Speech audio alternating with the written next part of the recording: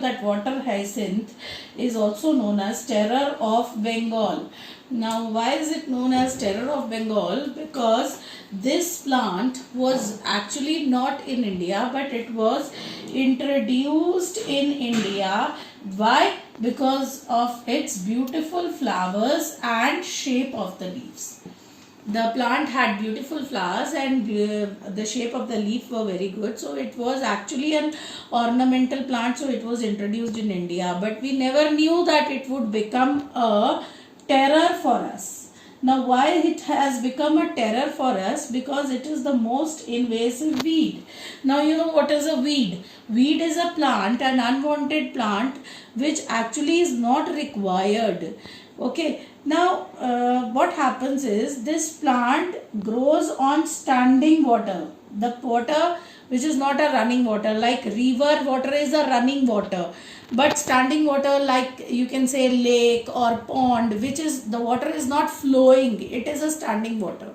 So this plant grows basically on standing water, and what it does is it propagates vegetatively. The plant propagates vegetatively through offsets. The region from where it gets propagated is the offset. It propagates vegetatively through offsets and spreads very fast. And as it spreads very fast, it covers up the whole lake or the pond wherever it is growing. Now what it does is it drains out all the oxygen from the water. The plant drains out the oxygen from the water, and as you know that the BOD will increase, that is the biological oxygen demand. The BOD, if it increases, it will lead to the death of aquatic animals. Okay, as the BOD of any of the water body increases, it will lead to the death of the aquatic animals, and it is very difficult to get rid of it. Why? Because the plant will not wait for the seeds to propagate.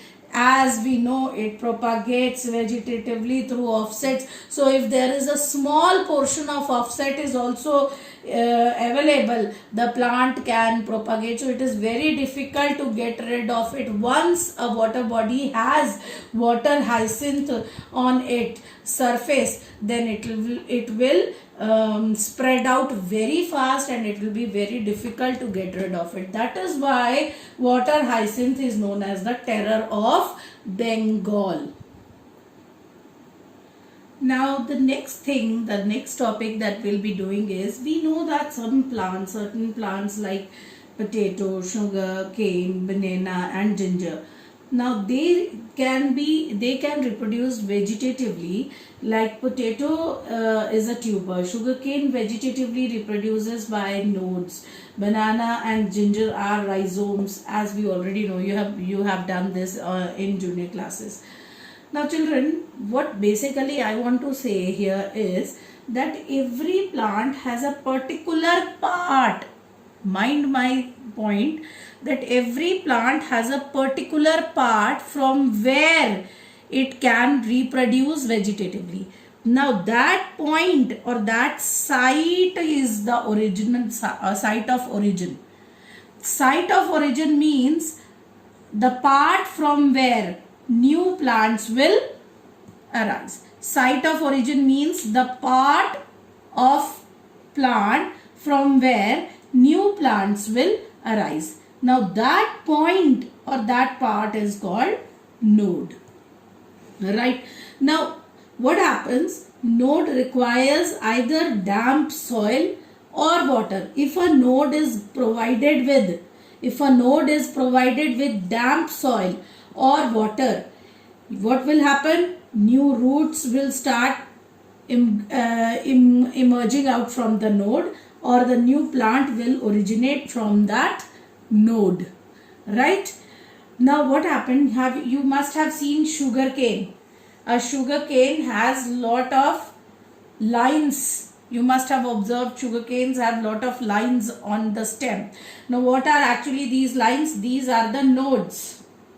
Now if I want to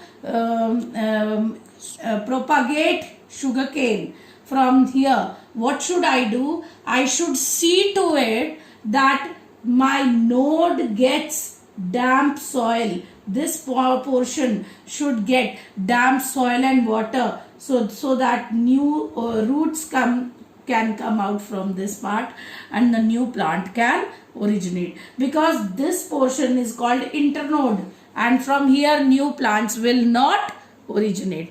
The new plant can originate only from the nodes, right?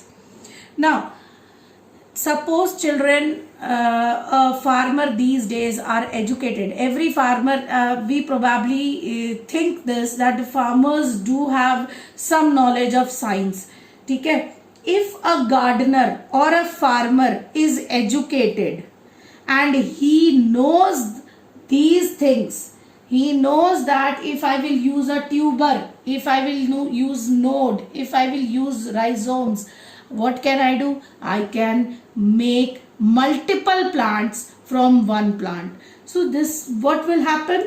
He will use it for commercial propagation, because he is doing a business. He has to sell large number of plants. So what will he do? He will exploit this knowledge. He will exploit the ability of plants to for the production, commercial production of the plant. Like a farmer, a sugarcane farmer, he wants his production to double. So what will he do? He will use this technique of propagation by nodes, and he can double his production. Commonly, children, one more thing, the last point here that I want to add is, commonly we know that fungi, algae, these are simple unicellular organisms basically, and we know that unicellular organisms generally follow asexual reproduction, right? Because they are simple organisms, so simple things will do simple process. So fungi and algae, we generally see that they follow asexual reproduction, but sometimes they shift to sexual reproduction. When will they shift to sexual reproduction? Before the adverse conditions come. Okay, before the adverse condition come, they will shift to sexual reproduction.